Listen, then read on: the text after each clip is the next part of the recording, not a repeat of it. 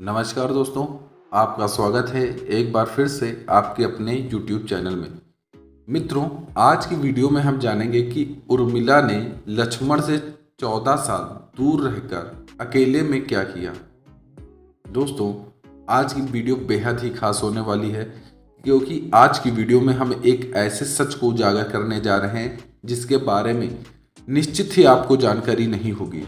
इसलिए आपसे निवेदन है कि वीडियो में अंत तक बने रहें और इस पूरे सच को जानें। दोस्तों, पौराणिक मान्यता के अनुसार शेषनाग के कई अवतारों का उल्लेख मिलता है, जिनमें राम के भाई लक्ष्मण और कृष्ण के भाई बलराम मुख्य पात्र हैं। रामायण अनुसार राजा दशरथ के तीसरे पुत्र थे लक्ष्मण और उनकी माता का नाम सुमित्रा था। लक्ष्मण के लिए राम ही माता, राम ही पिता, गुरु, भाई सब कुछ थे और उनकी आज्ञा का पालन ही उनका मुख्य धर्म था। वे उनके साथ सदा छाया की तरह रहते थे। भगवान श्री राम के प्रति किसी के भी अपमान सूचक शब्द को ये कभी बर्दाश्त नहीं करते थे। वास्तव में लक्ष्मण का वनवास राम के वनवास से भी अधिक महान है। 14 वर्ष पत्नी से दूर रहकर उन्होंने केवल राम की सेवा को ही अपने जीवन का ध्येय बनाया।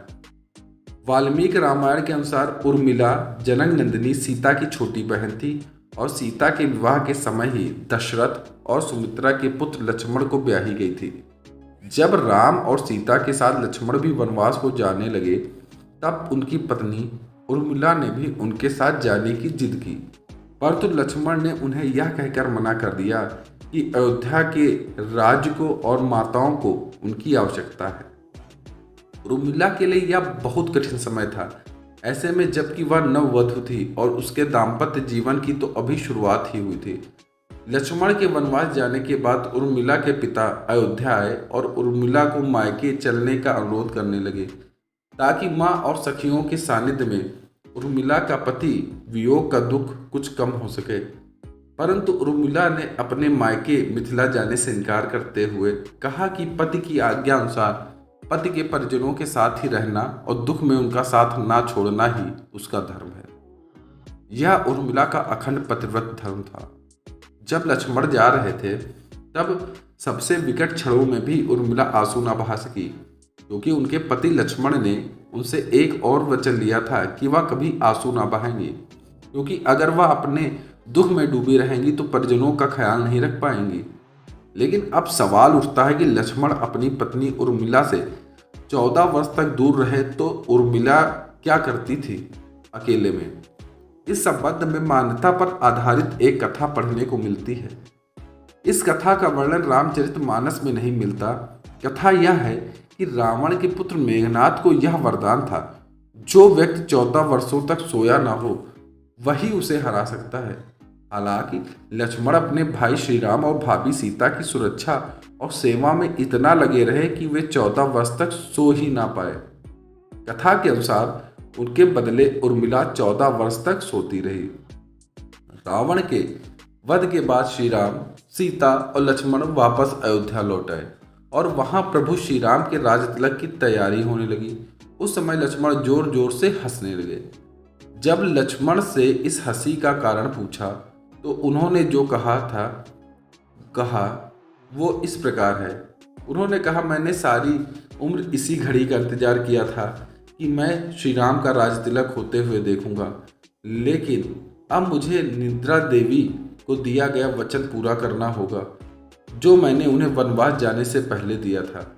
दरअसल निद्रा ने उनसे कहा था कि वह 14 वर्ष के लिए उन्हें परेशान नहीं करेगी और उनकी पत्नी उर्मिला उनके स्थान पर सोएंगी। निद्रा देवी ने उनकी यह बात सिर्फ एक शर्त पर मानी थी कि जैसे ही वह अयोध्या लौटेंगे, उर्मिला की नींद टूट जाएगी और उन्हें सोना पड़ेगा। अब दोस्तों, आपके मन में निश्चित ही एक प्रश्न आता होगा कि अगर उर्मिला सो रही थी तो उनके माँ बाप की सेवा यानी दशरथ सहित उनकी समस्त रानियों की सेवा कौन करता होगा। दोस्तों, आपको बता दें, ईश्वर के वरदान के स्वरूप उर्मिला एक साथ 2 कामों को कर सकती थी, यानी वह अपने शरीर के 2 हिस्से कर सकती थी। एक शरीर जो नींद में लेटा हुआ रहता था और जबकि शरीर का दूसरा हिस्सा जो कि उनके परिवार की सेवा किया करता था। जैसे ही लक्ष्मण अयोध्या में आए उनकी नींद टूट जाएगी और लक्ष्मण को सोने के लिए अब जाना होगा, इसलिए वह राज तिलक को अब नहीं देख पाएंगे, लेकिन लक्ष्मण के स्थान पर उनके राज तिलक को सिर्फ उर्मिला देख पाएगी।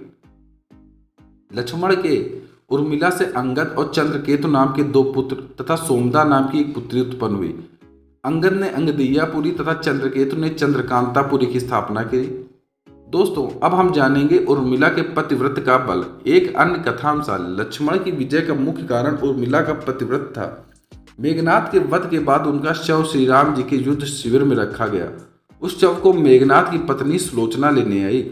पति का छिन्न शरीर देख करके उसका हृदय अत्यंत द्रवित हो गया। वह रोने लगी। रोते रोते उसके पास खड़े लक्ष्मण की ओर उसने देखा और कहा, सुमित्रा नंदन, तुम भूल कर भी गर्व मत करना कि मेघनाद का वध मैंने किया है। मेघनाद को धराशाही करने की शक्ति विश्व में किसी के पास नहीं।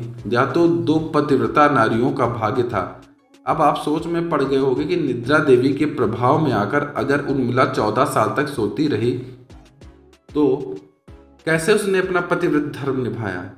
तो उसने बताया कि उर्मिला को माता सीता ने जो वरदान दिया था, उसी वरदान के चलते उर्मिला एक सोती रही और दूसरी उर्मिला परिवार की सेवा करती रही तथा अपने पतिव्रत धर्म को निभाने के लिए मंदिर में आपके नाम का दीपक जलाती रही। ये उसी का प्रताप है जो आप मेरे पति को मारने में सक्षम हुए, वरना तीनों लोकों में कोई भी ऐसा नहीं जो मेरे पति को मार सके।